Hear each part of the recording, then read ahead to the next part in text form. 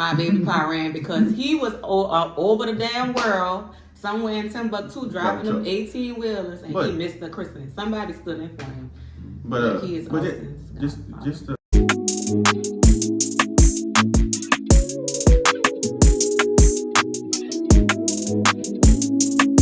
Hi everybody, my name is Derry. For those of y'all who don't know me, today we are going to be interviewing Shamar. I have the pleasure of interviewing him so y'all could get to know him and get in his business since he won't get in everybody else's business. But this is what is called a regular person's podcast. Welcome. So let's get started. We go start off slow this time before we get all in Shamar business. So how you doing today? How you feeling? I'm alright. Today, no, I was depressed earlier this morning. Honestly, we're not laughing because you was depressed. I'm just laughing at how you sang it. I was like I said, I was depressed this morning. Mm-hmm.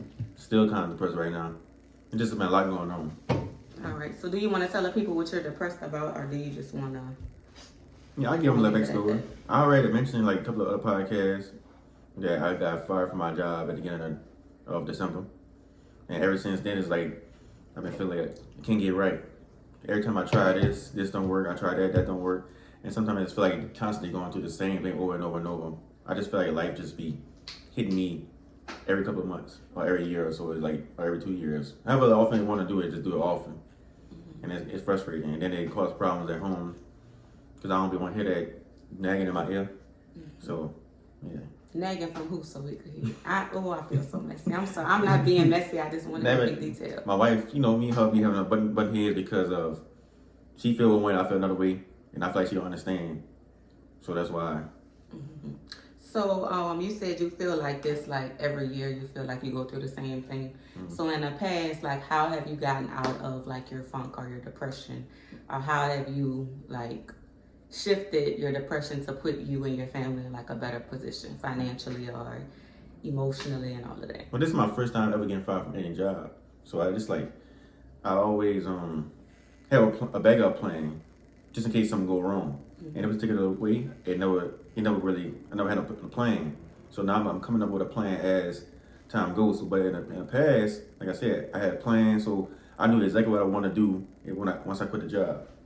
And so it's like it was never like always had another job within 2 weeks, 1 or 2 weeks. I never had to wait so long. And by this being in a year, it's even worse. Mm-hmm. So how are you taking care of yourself like through depression? Do you have like any advice to give people that may be going through like a similar situation? Or like how are you navigating depression so it's not like overtaking you and keeping you from not trying to make the next step? Well, it's just cry it out by yourself, talk to people, write it down, pray, definitely pray about it. That's probably number one.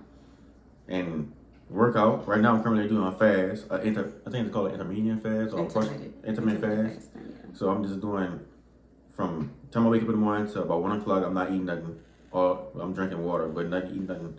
And then from 12 to 12, at least from 1 to 6 or 1 to 7, I'm tanning down. And then after that, back to not eating because it helps you out. Make your head hurt, but it helps you out. So I'm trying to go through that.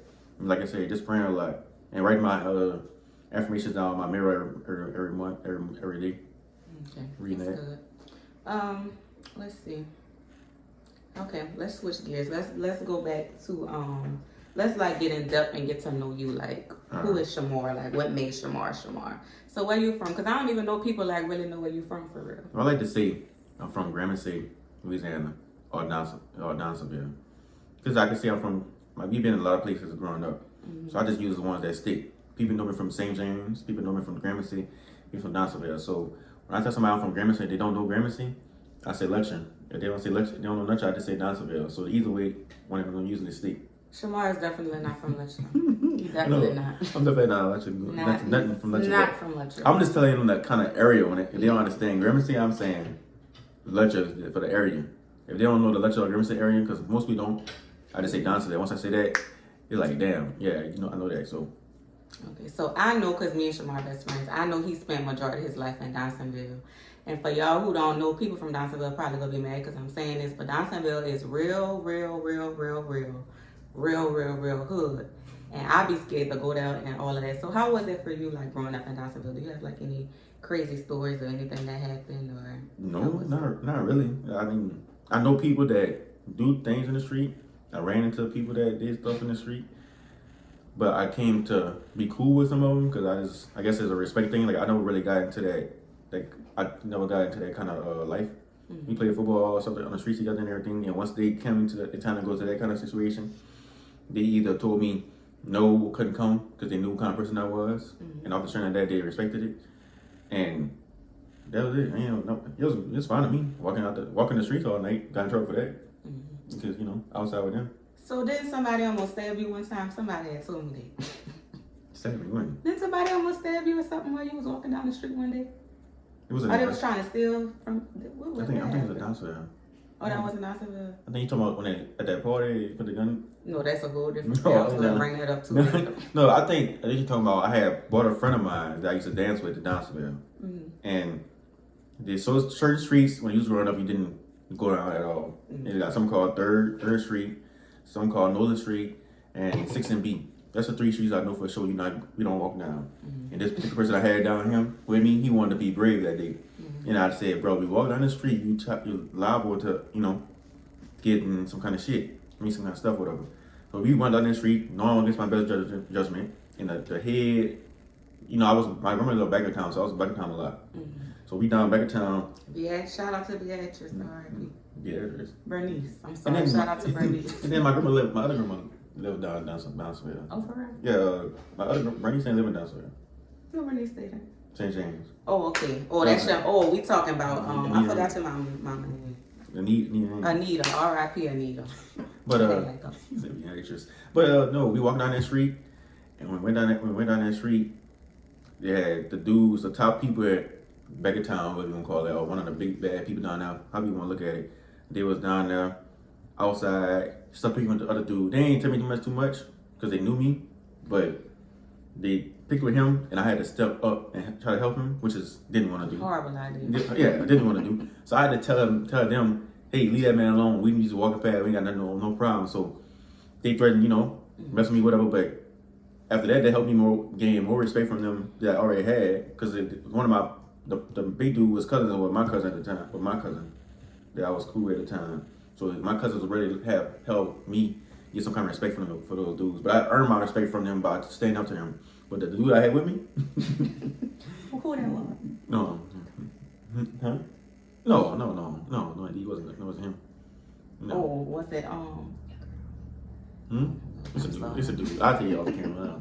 I don't like putting people's names out there, but you know him back down there with me. But no, indeed. See, I must have made that story up in my head to Shamal getting held up with a knife or something. I don't know. No, that's the one I know about. Is the one that's a party. Let's see. So, like, how was your relationship with your parents and all of that coming up? It was off and on, because I live with my daddy, and then live with my mama. I live with my dad and my stepmama, and then live with my mama. So I go to my mama and do the stuff that I couldn't do at my daddy's house. And then I just wish sometimes me and my daddy did more father-son stuff like football, baseball, but he wasn't really into that. He was just watching calls, cutting grass and stuff. So we bonded over there, but I still wish we did some more stuff like right there. And my mom, I wish I could have talked. Sometimes instead of the day, I wish I could call and talk to her about certain things.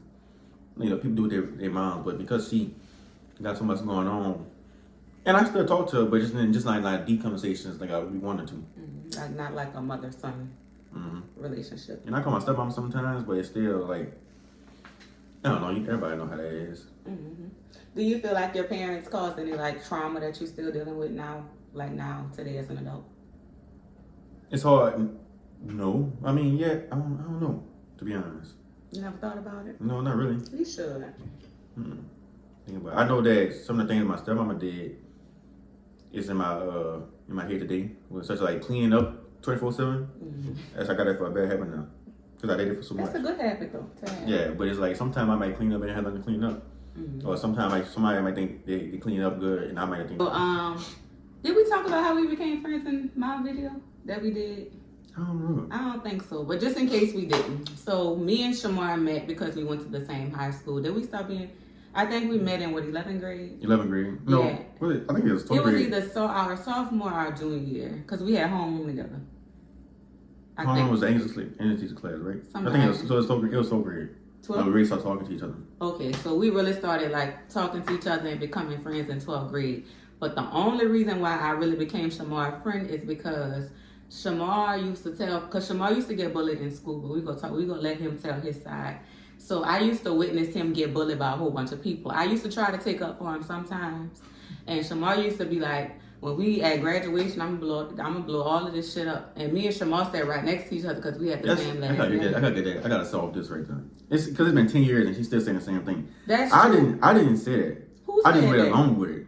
Oh, somebody else. Somebody else put that. Oh, Somebody else put that in the word. Somebody else. Other people saying y'all keep messing with that boy. He gonna blow the whole school up. And I just went along with it. I never said no. Yeah, I never mentioned. Every time they say I never say nothing. I just laugh. I remember hearing you out there mouth talking fast and somebody pitched you off good enough. That's why I'm gonna blow all y'all fucking asses up. Cause y'all say it so much. It's like I know y'all. they said it so much, and they say it, and I just laugh like I'm agreeing to it, or don't laugh like I'm not agreeing to it. If whatever they take it with, it just when someone that went with. Thank God they didn't go to the people trying to do me something, but the school trying to do me something. But I know it was the person that said that I'm out. But hey, take it how it go. So after that had started, I was like, look, me and him about to be friends because you need to give me a heads up so I can go ahead and get up out of here before you try to blow everything up. But how was that like getting bullied in high school? And do you wish you would have did like things different and stood up to different people that were bullying you?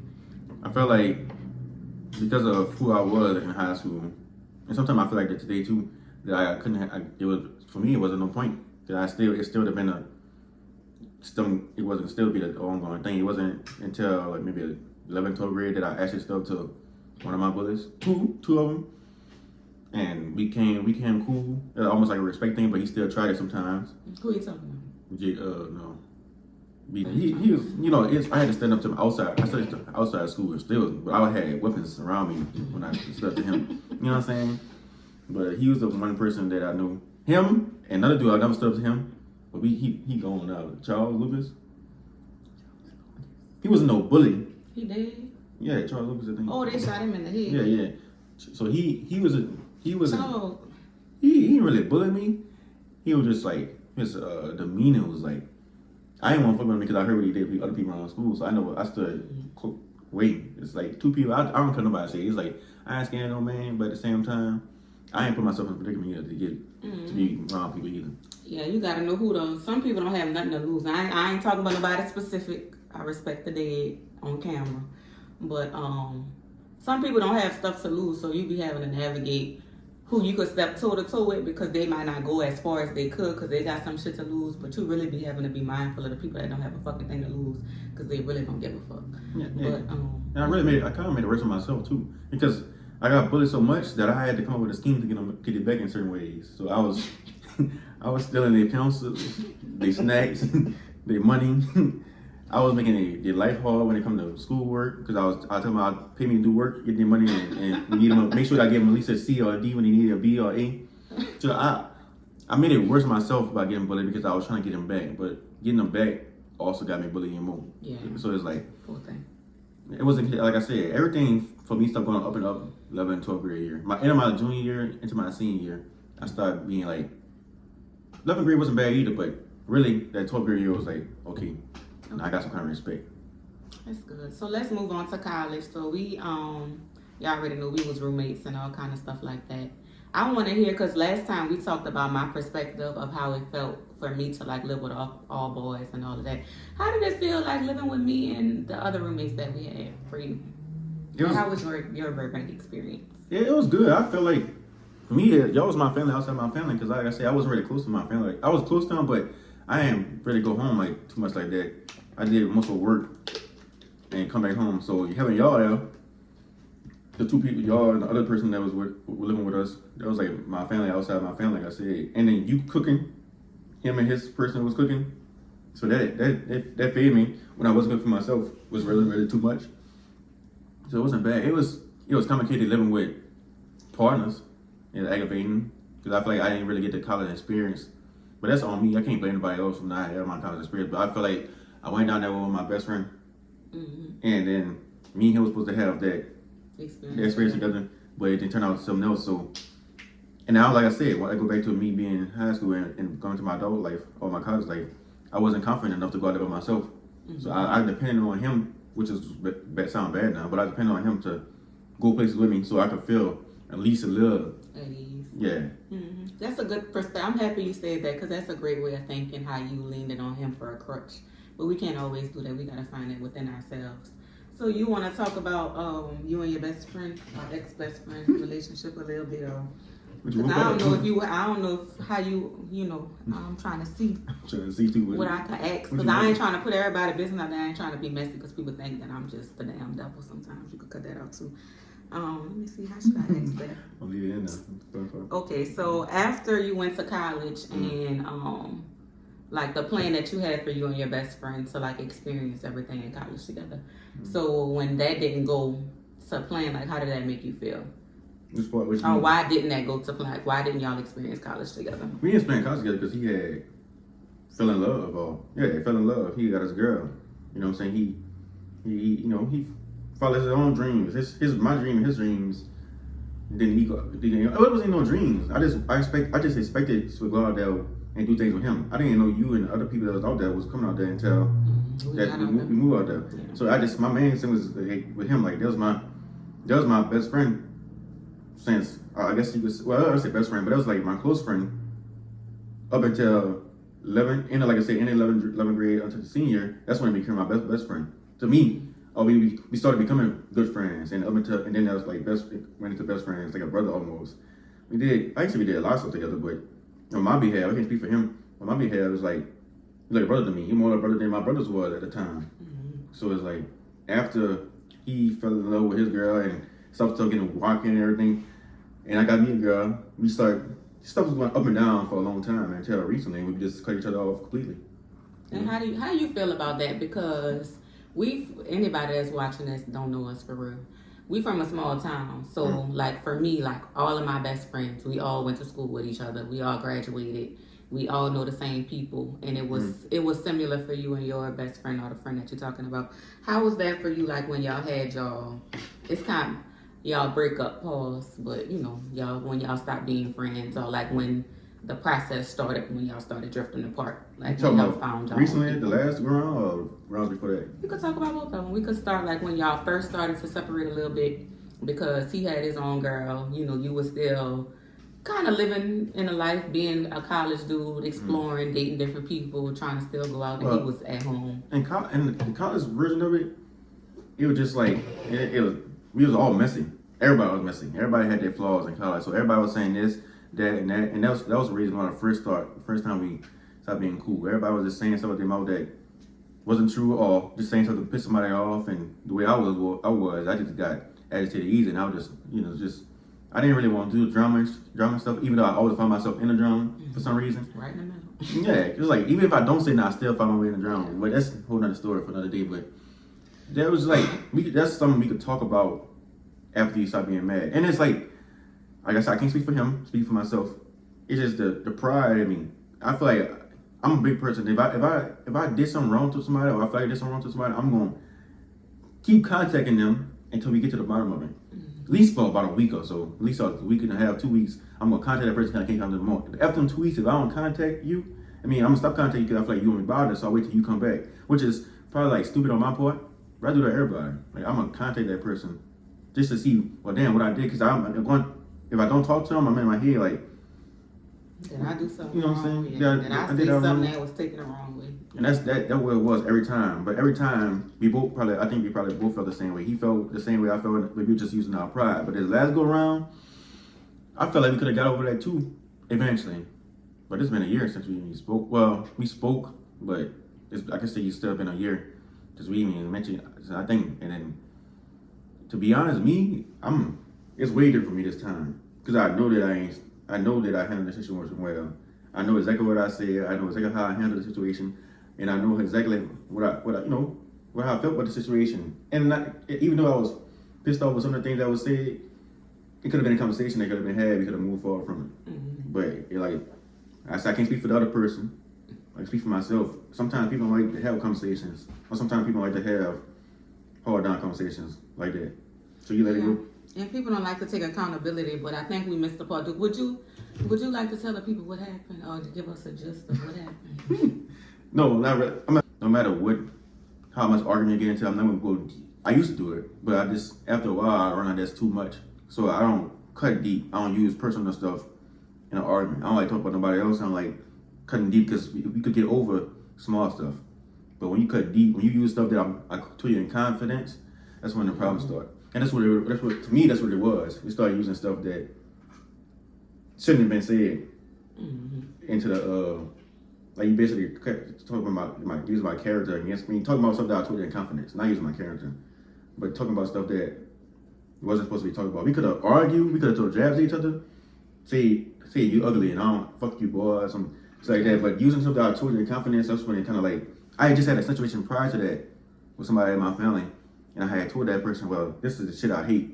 Because I never, no matter what you tell me, I never cut deep at you like that, because I know we can be back talking to each other faces eventually. Right. Yeah. But from that point on, and then even, like I said, we could have talked about that, we did talk that same day. We talked before, we even argued for 2 days straight.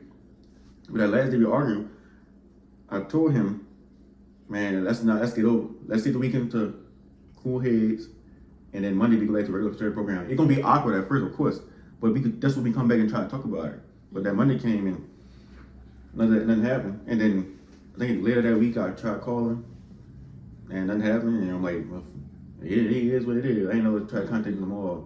Even thought too much about it because, like I said, I know it for a fact this time. Man, it wasn't nothing I could think about that I did because I knew what was said. Yeah.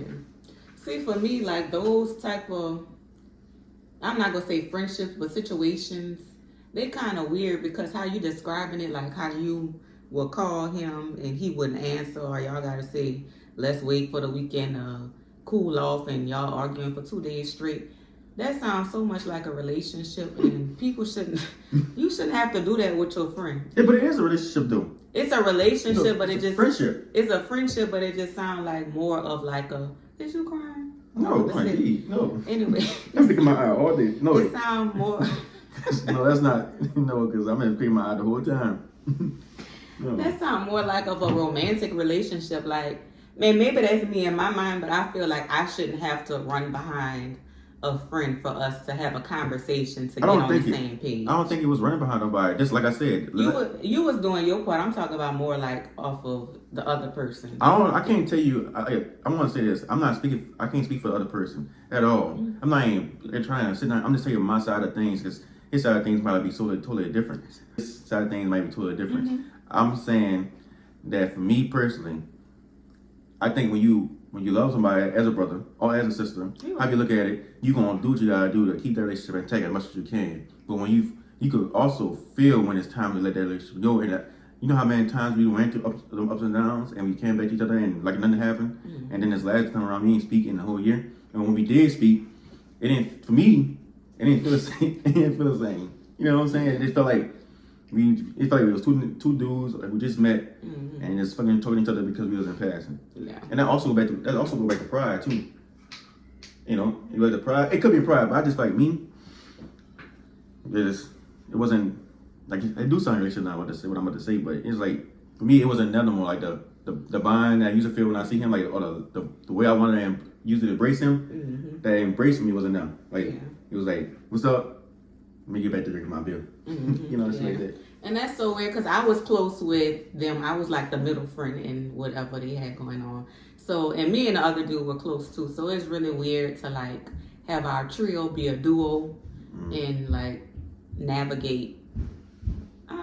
It's not hard to navigate, but yeah, me, we all three of us were close. Like they were best friends, but I was like the middle of it. But it's really, really weird to like be so close to somebody and then they just become like strangers. Like you don't know who they are and who this person is. So it's really weird, but life goes on. Me and Shamar's good friends. We locked in now because he and Chris are my child, so he can't go nowhere. And something like I said, sometimes you could curse each other out and say handle that accordingly. Mm-hmm. But everybody don't look at it that way.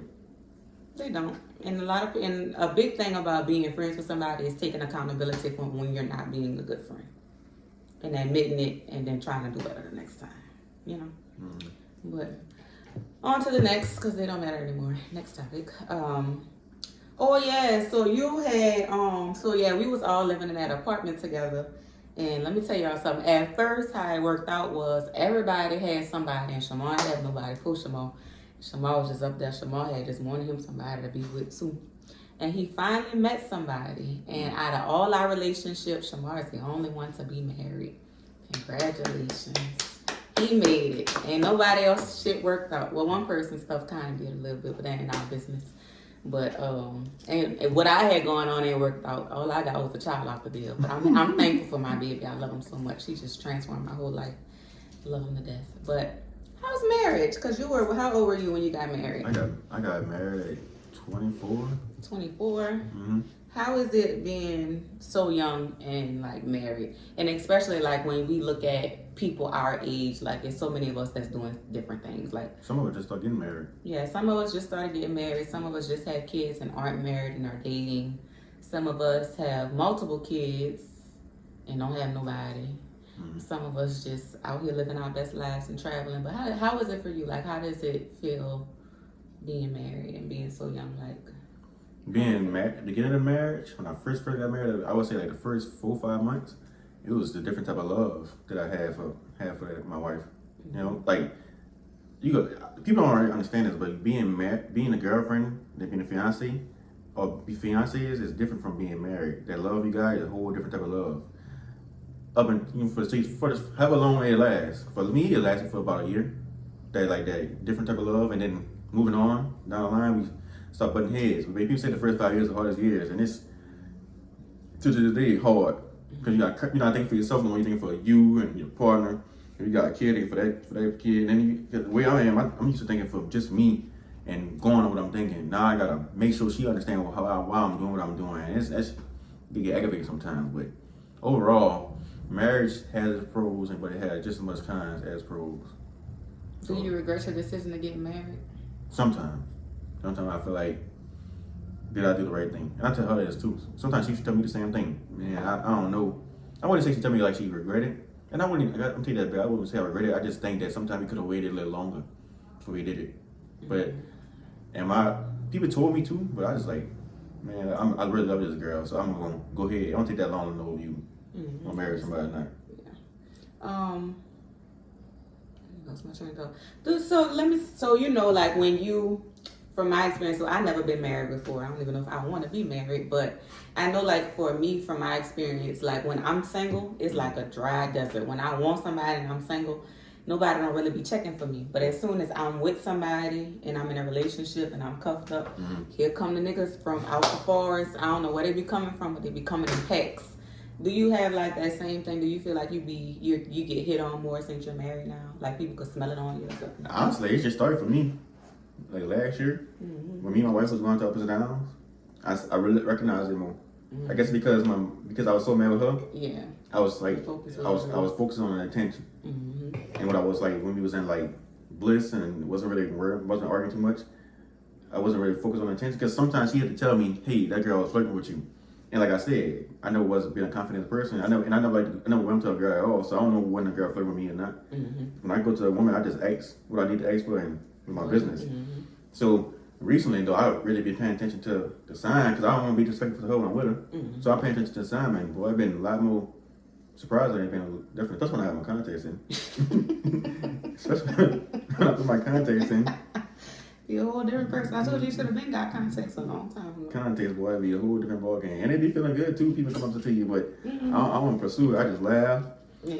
It's good to be complimented, you know, and make you feel like, oh, I still got it. But you got some brave people out here that do it in front person. People sitting at the dinner table and they do it. Yeah, that's ignorant. And I'm glad because she could be ignorant, so I'm glad and she don't acknowledge it right there at the table. 3 weeks till we go outside in the car and fuss at me, but like, what I'm supposed to do? I'll flip the table over me on somebody because I don't like all of that.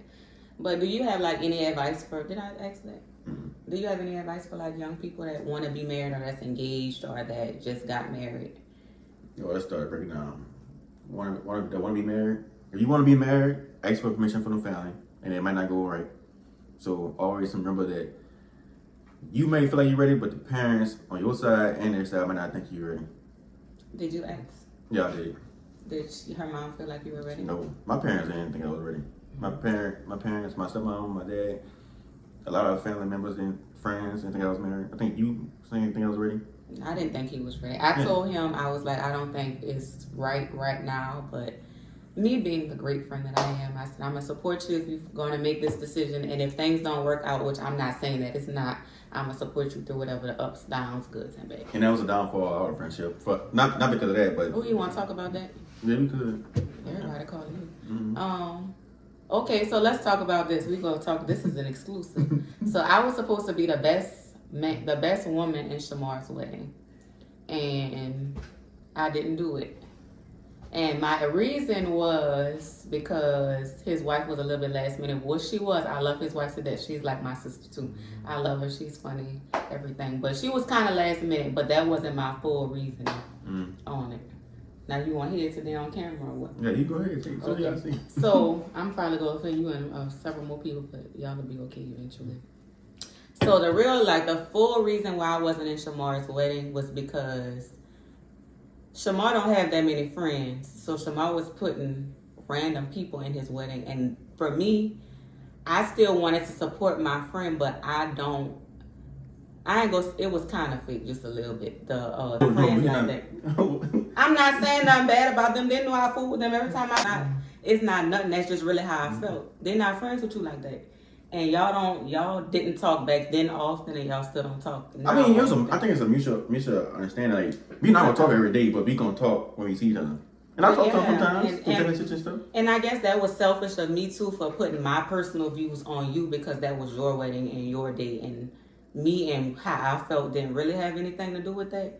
So I think that was selfish. So I could apologize for that because that wasn't my business. Now, if you ask me today if you do I think I would be in there with whatever, I don't think Hell no, but it's how it could crumble. I ain't tripping on that. And I just didn't like that because I felt like you should have been surrounded by people that fully loved you and fully supported you, all in all. Not I'm gonna dap you up every time I see you type shit. You see that in the story you gave me. Why you didn't want to be in the way either. What else I said? You had said you have the money, you have the financial. But I didn't. And then I was in 2 weddings at the time. Because I was another one of my friends. I was her maid of honor. And that could have looked very, very sticky too. Because me and her had just started being back friends after not talking for like 4 years or something like that. But it wasn't like I was trying to pick and choose who I wanted to support and who I didn't want to support. That was another reason too. But I didn't have the money because I was working at salad shit. I just look at them check stubs. I was making $200 every day. But I understood because my wife was being like picky so I understand this girl on her stuff. The other girl was on her stuff with her wedding, and we was like kind of like not last minute but doing things. But what made me frustrated with her, and we stopped talking for about a year after that. Well, not a year. We didn't stop talking. No. It was a few months. Months. At first, I was gonna miss y'all wedding because we wasn't talking. And then a hurricane came and then it knocked it back another month, and then I was able to come. But what made me frustrated was like I understand the financial stuff, but at the time I was getting that money on. At the time, I don't know what happened to it, but it was going. At the time, I was getting that money for real. So I'm like, man, I don't care. I'll pay for everything you need. But it's like, I guess I didn't know how she felt about the other situation she just said. So I was in my mind like, man, I ain't tripping on that. I could pay for that, and you could be this person. You could just do it. I'll pay for everything you gotta pay for it. But she ain't allowed me to do it, so I got frustrated. But I ain't go off the rails with it. I just told her how I felt about it, and I moved on from it. And then I ain't back off. I guess you could say I backed off a little bit because, like I said, she had her own stuff going on. So I'm not gonna press my way I felt on her. She got her own stuff going on. So, like I said, once again, I truly feel like you don't cut nobody deep. When you know you can be back in that person, you know you get a chance to be back in that person's face. So I didn't cut deep. I didn't say nothing. I said how I felt. But at one particular situation, because I don't like going all around the world, I just like to say that one thing. And that's what I did. I said what I had to say about it, and I left it alone. She still showed up. And then, like I said, when she showed up, I was happy. And I was happy I did show up. And I mean, the hurricane situation wasn't like, damn, I was happy it happened. But I was happy that it worked out that way, because if that wouldn't have happened, then I probably wouldn't have been there. And that's one thing that I try to... Before in the past, I'm very stubborn, so it takes me a while to realize things. But I know now, like temporary things, like when you be in your feelings about certain shit that happened with your friends, when you miss certain things, you can't ever get that back. So if I wouldn't have been at your wedding, you might not ever get married again. Let's hope you don't ever get married again. But I wouldn't have been able to witness that if I wasn't there. That would have been like one of the biggest things that happened in your life, and I wouldn't have been a part of it. And that would have been another blow to our friendship. So think about that next time, friends, when you and your friend get into it. Think about the long run things. But something else I wanted to bring up, but I done lost my train of thought. This probably can't be a real podcast host because my head be all over. Something else. God damn. Girl, I forgot. I always got somewhere What it was about? Oh yeah, that's what I was about to say about how much shit I had going on. Cause I was staying with my brother at that time. I have no damn car. I can't say what I want to say right now. That's no. Please, can't say that. We're gonna keep that one in the vault. But I gotta pay for that. Good money too. Good money. But I think that's all I got to ask. Oh, we could talk about. So, what made you want to start Leaf Technologies? Well, I started releasing Agile as a website only business. Like websites only, doing contract and stuff. And then recently I started doing want to do business cards and stuff for it. So it was only websites and business cards. Mm-hmm. And then I wanted to do so now I started graphic design and stuff like that. But the Leaf Technologist is basically because if people don't understand the name, why do graphic design going to Leaf Technology? Leaf Technology stands for everything. So anything could be in technology. That's why I do graphic design. I'm probably going to branch out to other stuff. But Leaf stands for leaving everything around forever. So it's like an acronym. Mm-hmm. So y'all might not understand the name, but I understand the name. But I started because I want to have a legacy behind for my daughter and my other future kids. Mm-hmm. I don't picture myself working for somebody the rest of my life because I hate the feeling of going to work every day. Even though people don't think like this, I think like this. I hate the feeling of going to work every day thinking or knowing there's a chance I get fired. Mm-hmm. And then that just happened to me. I went to church work day, did everything in my possible feeling to work to do everything that I did. I did everything right at the job, as far as myself go. I get a job 110%, and one mistake got me out of there. So it's I can't work for nobody the rest of my life. I try and work for somebody, and at least I know in my heart that I did. I tried. Yeah, everybody around me say, well, Shamar, he didn't give up on none of his trying. Yeah, that's one thing, but you go with your move and at least attempt to do it. It might not end well or end how you want it to do, but that's one thing I admire about you because I move in fear a lot. So I'm going to sit on something forever and not try, but at least you do the work and at least try to put your best foot forward and try. That's why they say, as much as you grow up, you're going to get knocked down sometimes. Because I truly feel like I might go up 20 steps and get knocked down 20 more. And sometimes I go up 50 steps, get knocked down 5. But every time I try to go up more steps. And right now I done fell flat on my face in the last month. So I'm just trying to get back up on the stairs now. Yeah, and I mean, you shouldn't think about it like that because it'd be hard to view it when you be going through different things, but it's somebody in your predicament that wish they could be where you at. Mm-hmm. They got somebody living under the damn bridge and literally lost everything. Somebody told me, my wife and my dad told me all the time, I used to say that I don't have no money, I'm broke. When I have money, I just don't know how to say no. So I was afraid, I don't have money. I'm broke. Mm-hmm. But they told me to stop using that phrase, just better off saying no. So now, when I do have money, or when I do get back on I'm not going to say I don't have money now, but when I do get better where I was, it's going to be just no. I'm not going to say I don't have it. Or it's not that no more or something like that. Yeah, because I think a lot of us, and I'm bad with this too, somebody just told me about what I had said the other day. We don't understand how powerful our mouths are. Like God gave us that gift. We literally, when the Bible, I'm about to start preaching now. When the Bible tells us that we can speak to a mountain and make it move, like that's not, you could talk. Girl, look, I'm sorry. I should have took a shot. Let me try again. We don't realize how powerful our mouths are. Like the Bible tells us, we can speak to a mountain and make it move. Mm-hmm. Like we can speak anything to existence that we want to happen. We could literally manifest our dreams. So you saying you was broke, you was basically cursing yourself. Fuck, bitch, damn, shit, boo, boo, boo. Oh, that's not no curse words. I'm broke, that's the damn curse word. But like I said, I started doing this in November. I started doing a budget, and I started having my affirmations on my mirror. So I write down some quotes. I look at different podcasts where they say, and I write stuff for myself like, I will be great, or my 2024 will be better than 2023. I've been writing it down for a long time. So I guess God breaking me down to build me up in 2024 because I've been saying it for so long. My 2024 will be great. Or I had a quote my mirror said, they would not. I think it was like they would not pay you what you work, or they would not pay you what you deserve. And so I guess God took all that to thing and knocked me down. off that job just to be able to make up hopefully in 2024.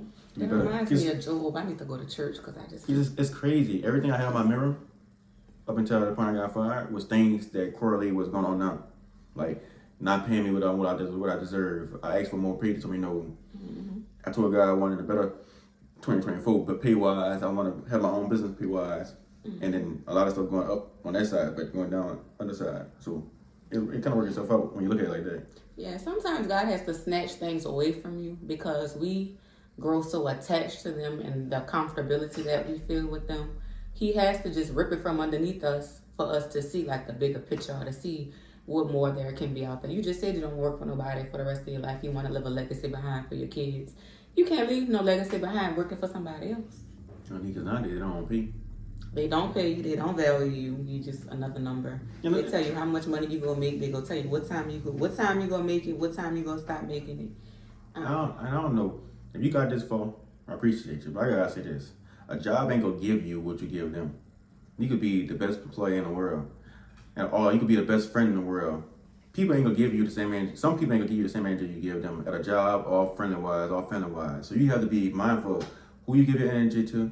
How much percentage of yourself you give to that person? Because sometimes I was at work 24/7, come home and can't give no energy to my family. Or sometimes I give so much energy to my friend that I deny, I not listen to what my other friend or my parents would say about the person that I'm giving the energy to, and personal and work life. So it's like you gotta realize some people are gonna be only out for themselves, and you gotta be out for yourself. You gotta be selfish with yourself too. Don't be as selfish with yourself, but don't forget about yourself either. Because it's like you could do so much for you don't be. I'm not gonna be a kiss ass at nobody's job. I'm not gonna be that person up there. Hey, you need me to do this and this and that. No, I'm not. I'm gonna do what you tell me to do. Give you 100% of it, and I'm going home and be with my family. And when I'm at home, I'm not answering my phone. That's what I had to learn. Cause I seen people do that in the past and it ain't work out for them.